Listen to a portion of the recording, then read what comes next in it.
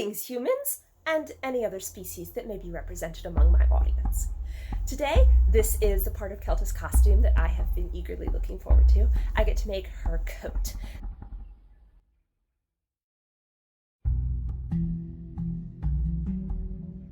The Taxian jacket is going to be designed based on a Chinese or Mandarin style jacket with the high collar and the frog fastenings. But again, I'm trying to change things up just a little bit here and there, try to make it look a little bit less straight Chinese and a little bit more fantasy to go along with the world building and the fantasy elements in this story. So without further ado, let's jump into it. Normally this is the bit where I would show you the pattern that I'm basing this on, but I am actually drafting a pattern this time. I am basing it on a pattern that I have, which is sort of a generic Renaissance doublet kind of pattern that has pretty good lines for the sleeves and the neckline, but then I'm going to be drafting the collar and the waistline and the fall of it and the actual sleeves myself. So let's see how this goes. I don't have a lot of experience pattern drafting and I don't have drafting paper, so I'm going to be using scratch paper and rulers, and we'll see how it turns out. I'm starting out by connecting a bunch of pieces of scrap paper together to create a large enough sheet for me to use for drafting. Now I'm going ahead and making some basic measurements, figuring out where I want to place things. I've got the bottom edge cut there to figure out the length, and now I'm using the pattern that I'm basing this on to sort of figure out my layout. But I also have a set of exact measurements for Annalise, who's going to be wearing this, so I can use her measurements to make sure that this fits her exactly. This is going to be a fairly loose jacket, but I do still want to pull it in a little bit at the waist, give it a little bit of a more feminine shape.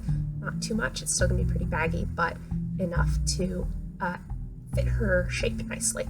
So now that I've got my pattern, I'm going to go ahead and chalk it onto the fabric. I found this amazing quilted fabric at a thrift store. It's some sort of a quilted coverlet kind of thing, so it's already got these amazing quilted patterns into it, and I got enough fabric to make this coat for $5, whereas I would have had to spend $30, $40, $50 to get fabric like this at a fabric shop. So now I'm ready to just go ahead and pin these pieces together. I am not leaving very much seam allowance because I am actually not going to be turning and folding my seams in any way. I'm planning on covering the seams. So this is going to be new for me. This is something I've never done before, but it should look very nice and should make those seams not too bulky on the inside of the coat. So I'm just pinning all the pieces together, and now it's time for a fitting.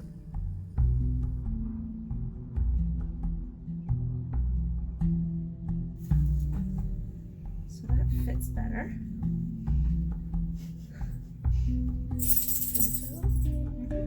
Why are you giggling? You'll see in a minute. Okay. Bagging back, I might take a little dart in. I succeeded in making sleeves long enough for you. That's what I was laughing about.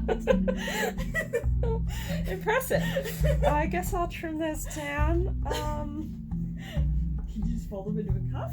Well, I could, yeah. If you want me to. Do you want it cuffed? I can cuff the end.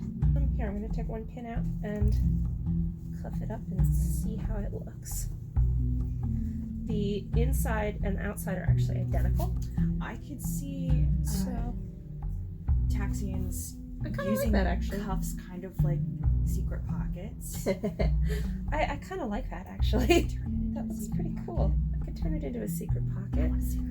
So then I'll just finish the seams off nicely. Yeah, I'll make them secret pockets for you. I will. Now I am pulling off a lot of the bias tape from around the original edges of this quilt. I figured that it matches exactly the sort of faded blue color that we've got here, whereas if I were to use brand new navy blue bias tape, it wouldn't quite match, as you'll actually see later in the video. So I'm going to the effort of taking all this bias tape off and repinning it around the edges of the collar here, and I'll do the same thing around other sections where I need more bias tape. I made a point of cutting as many of the pieces as possible on the edges of the original quilt so that that bias edging would already be there and I wouldn't have to hem those edges. So that cut down a lot on my work, but I'm still going ahead and stitching all these pieces in, and also going ahead now and sewing the pieces together now that I've finished the fitting and I see that everything fits nicely. So my sleeves are attached to themselves. They're stitched up the sides, and the main pieces of the body are attached together. So now I'm going to go ahead and add a little more of this bias edging around the slits up the sleeves where the cuffs are. You'll see the bottom edges of the sleeves already have that bias tape edging that's left over from the original edging of the quilt where I cut it, so that is nice and convenient. Now the sleeve cuffs here, actually there's no real good way to get those onto the sewing machine, so I'm going ahead and hand stitching the edging right there on the cuffs, and hopefully that'll be unobtrusive enough, though I think I may have used black thread instead of blue. Now here comes the part I've mentioned earlier where I am covering the inside seams instead of felling them or serging them or anything like that. I'm just taking this navy blue bias tape, which you can see it doesn't quite match the color of the fabric because it's new and the fabric is faded, but it doesn't really matter because this is going to be on the inside of the coat. I forgot to film all of the fiddly little hand stitching work at the end here, so sadly you don't get a time lapse of me stitching all the seams and adding on the frog fastenings, but I am very happy with the final result. Here is the jacket. I'll give you a better look at it in a second, but these seams in here with the bias tape over them came out looking really smooth and sharp. And then of course I added the frog fastenings down the front. You'll notice these are the same ones I used for Kelta's shirt in the last video on her costume. I had a pack of 10. I needed frog fastenings on both garments, so I figured why not make them match? So I'm going to go ahead and throw this on and show you all the features. You can see the jacket is just a touch large for me since it is sized for Annalise rather than me, but here it is on. It's fairly short, comes down just past hip length with the frog fastenings and the mandarin collar.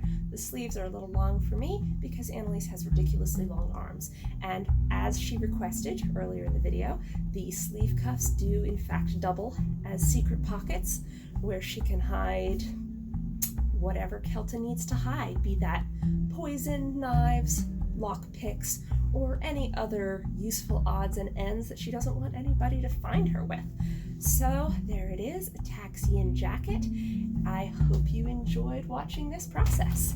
With that, all the main pieces of Kelta's costume are finished. There are a few other small pieces that are either going to be purchased or that I'll talk about in later videos. I need to make some sheaths for her swords. There's a piece of jewelry she wears that I've actually already made. I'm going to acquire some boots probably off of Amazon that work well with the costume. And then in an upcoming video, I'll be really excited to show you guys the full costume all put together on the model. That is my co-author, the one who created the character of Kelta and who mainly writes her in our co-written books. So if you want to see the costume all put together and being worn, then subscribe to the channel, stick around to see more, and please like, comment, ask questions. I would love to interact with you guys. Until next time, fare thee well.